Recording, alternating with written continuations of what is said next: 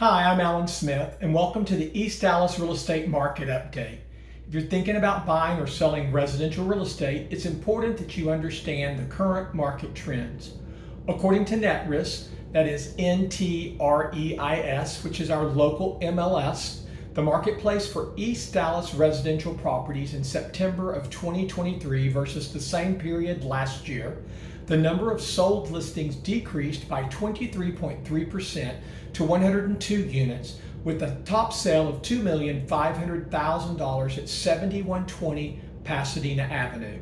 The average sale price increased by 1.5% to $747,659, moving the average price per square foot up 2.2% to $327 per square foot. So if you've been following me sometime, or if you haven't, this is your first time to watch, these percentages are down into the low single digits. This is a good sign. It does seem like the balance of the market's beginning to stabilize a bit compared to where we were a year ago or a year and a half ago, where some of these increases were double-digit increases per month. We are seeing some months slightly up, some months slightly down. So it does look like the market is beginning to stabilize as far as these runaway price increases we have been seeing.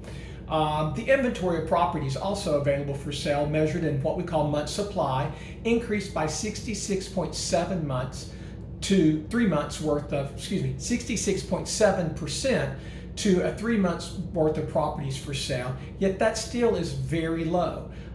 I've mentioned this many times that we historically look at 6 months as a balanced market. So anytime we get below that 6-month level, we're in a seller's market. We have been as low as 1 month, sometimes 2 weeks worth of supply, but that's been over a year ago when the market was just white hot. So we have increased to a 3-month supply, but that's still about half of where we should be to be in what we're calling a balanced market.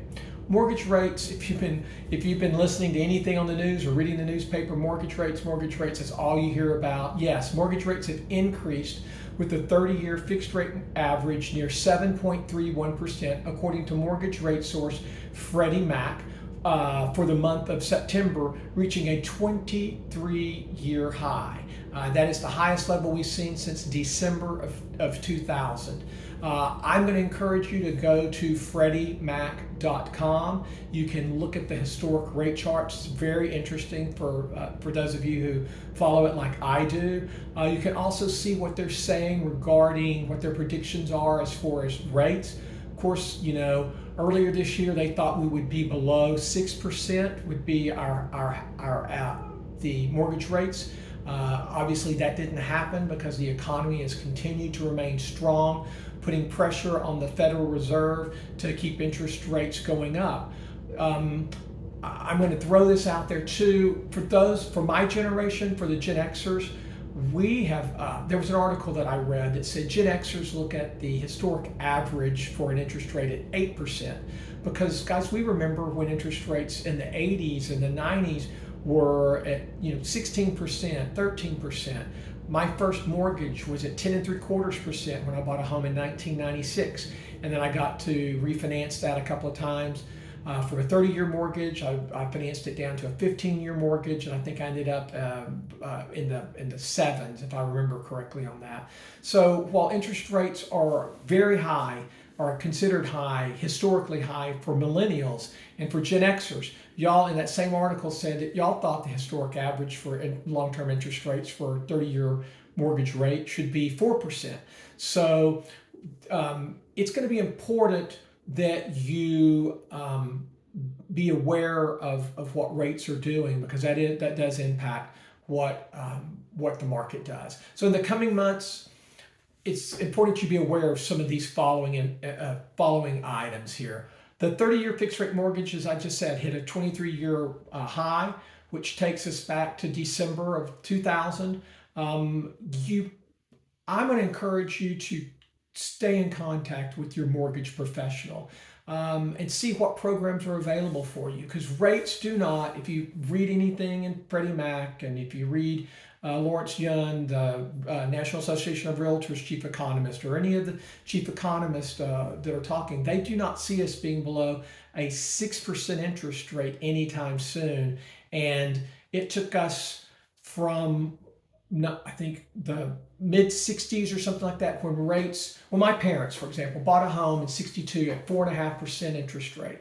And it's taken interest rates 60 years, 50 years to get back down to that level. And there's a lot of reasons why that's happened. I won't get into that in this video today.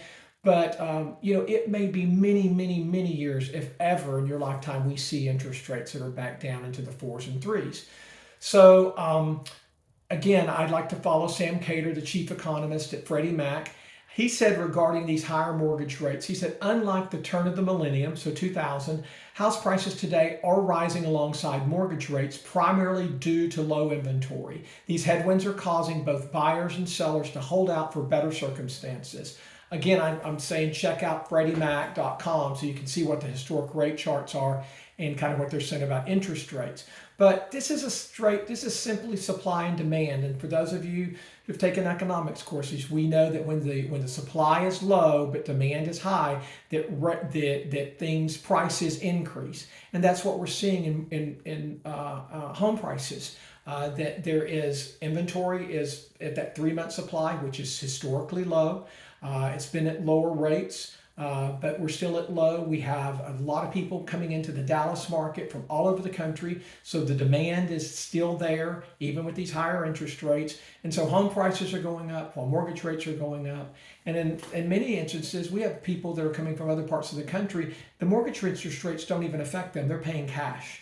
So, as I said, get with your mortgage professional, have an honest conversation with them, and see what programs or plans are available, whether it be an ARM, an adjustable rate mortgage, or maybe a 2-1 buy down, or what options are available for you to continue to take advantage of this market and buy now. We've been discussing this for several months. Pending and sold listings hit their highest point in June of 2022, but they've been consistently decreasing on a year-over-year basis. The list to sold price ratio, which I follow, that lets me know, a strength of the market. We're not where we were in spring of 2022 when we were having 110% list to sold price ratio. And that is, if the house listed at 100,000, sold at 105, the list to sold price ratio would be 105%. We're not above 100%. We haven't been above 100% in over a year. But that doesn't mean that if you go out there and you find the right home, that there's not going to be multiple offers, or that you're not going to have one really strong offer that comes in. So you can't go in lowballing the houses expecting to get them in this market. And here's why. Discerning buyers are displaying a reluctance to invest in overpriced or average condition homes. So sellers, stop overpricing your home. If you do not have an agent who is strong enough to let you know, or smart enough to know what's going on in the market and have an honest conversation with you about pricing, then you need to find you another agent, because buyers are not going to overpay for that home.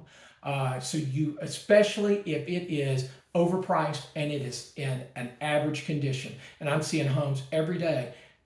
Everybody's just dumping them on the market, trying to get them sold, but they're not market ready condition. And in contrast, homes that are realistically priced and are market ready are demonstrating healthy sales activity. So you've got to have buyers and sellers, you've got to have honest conversations and listen to what your real estate professional is telling you. If your real estate professional does not know what's going on in the market, cannot show you stats and market information about what's going on, then they're probably not the right agent for you to be working with. So if you're thinking about buying or selling residential real estate now or in the near future, it's important to seek the guidance and advice of an expert local realtor. Thank you for tuning in. We'll see you in the next real estate market update. Bye.